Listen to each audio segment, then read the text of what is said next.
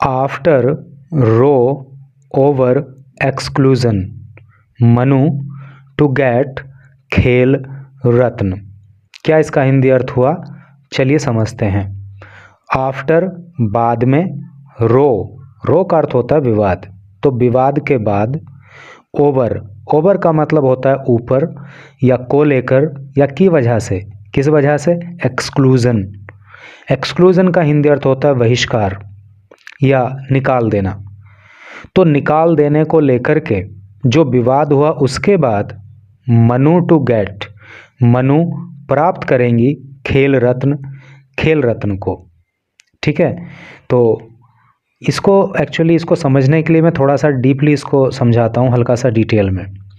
कहने का मतलब यह है कि मेजर ध्यानचंद खेल रत्न अवार्ड के लिए कुछ एथलीट्स के, कुछ खिलाड़ियों के नाम रिकमेंड किए गए थे। तो उस समय पर जो है सरकार ने मनु भाकर का नाम उस पुरस्कार को पाने वाले खिलाड़ियों की लिस्ट में रिकमेंड नहीं किया, उसको इग्नोर कर दिया। तो इस बात को लेकर के विवाद हो गया।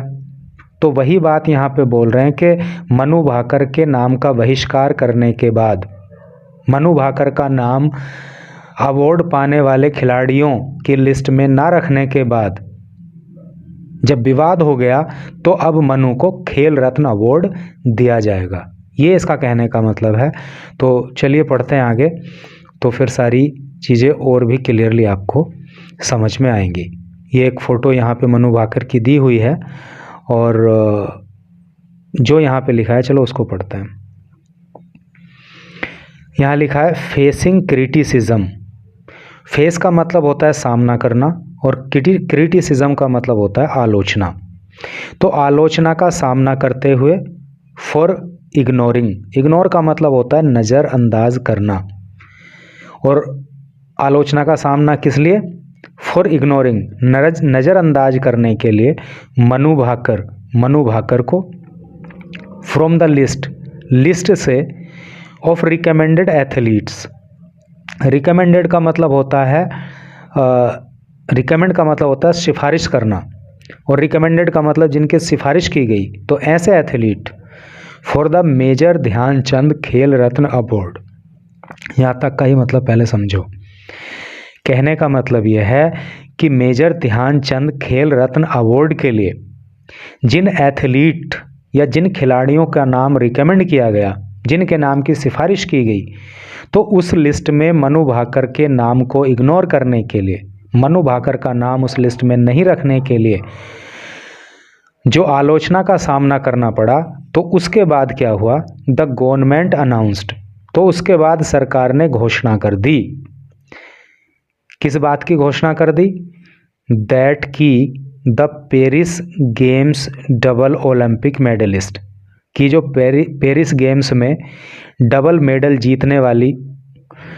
ओलंपिक मेडल जीतने वाली जो ये खिलाड़ी हैं, विल रिसीव, ये प्राप्त करेंगी, द कंट्रीज़, देश का हाईएस्ट, सबसे बड़ा स्पोर्टिंग ऑनर, स्पोर्ट के क्षेत्र में, खेल के क्षेत्र में दिया जाने वाला ऑनर, दिया जाने वाला सम्मान।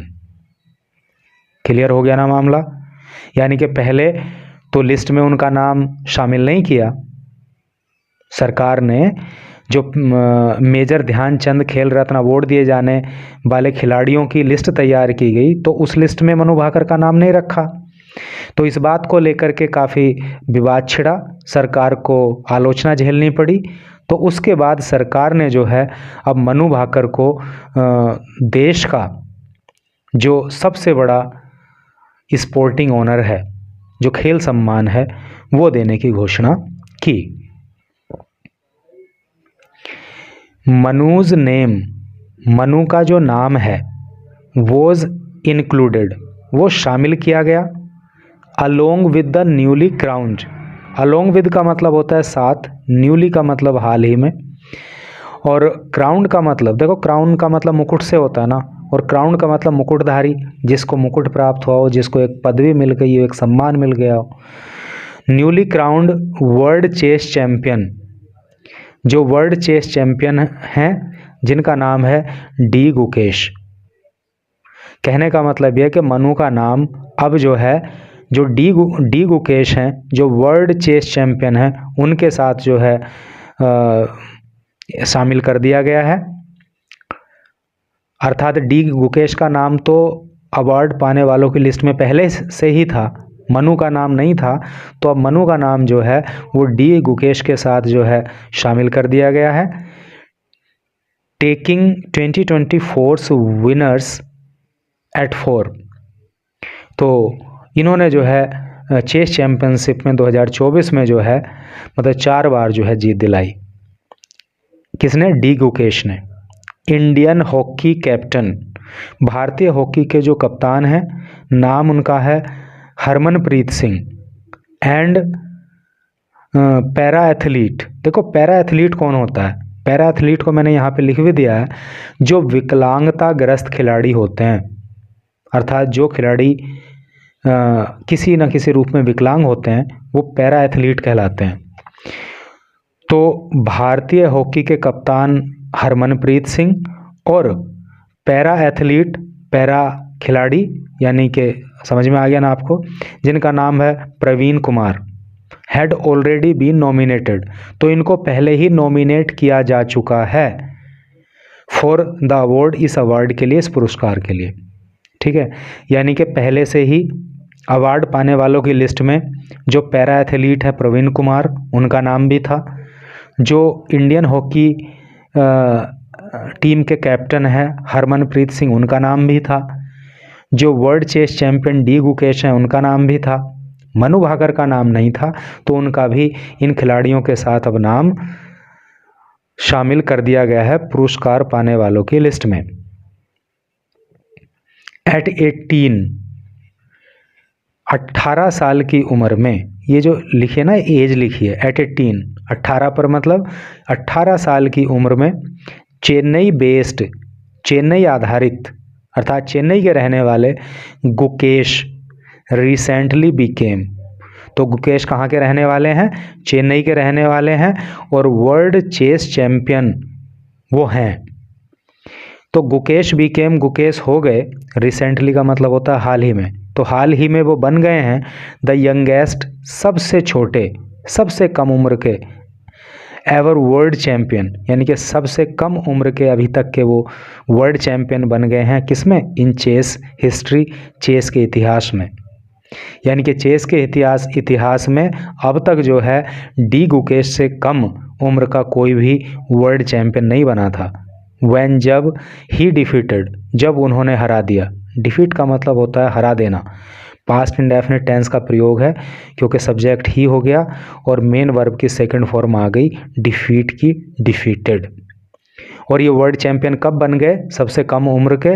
व्हेन ही डिफीटेड, जब इन्होंने हरा दिया चाइनाज डिंग लिरेन, चाइना के डिंग लिरेन को, in the FIDE world championship, FIDE world championship में, इन सिंगापुर, सिंगापुर में लास्ट मंथ, पिछले वर्ष, पिछले वर्ष नहीं, पिछले महीने, तो पिछले महीने सिंगापुर में जो चैंपियनशिप हुई, वर्ल्ड चैंपियनशिप हुई, उसमें डी गुकेश ने चाइना के एक खिलाड़ी को हरा दिया और उसको हराने के साथ ही वो दुनिया के सबसे कम उम्र के वर्ल्ड चैंपियन चेस के फील्ड में बन गए।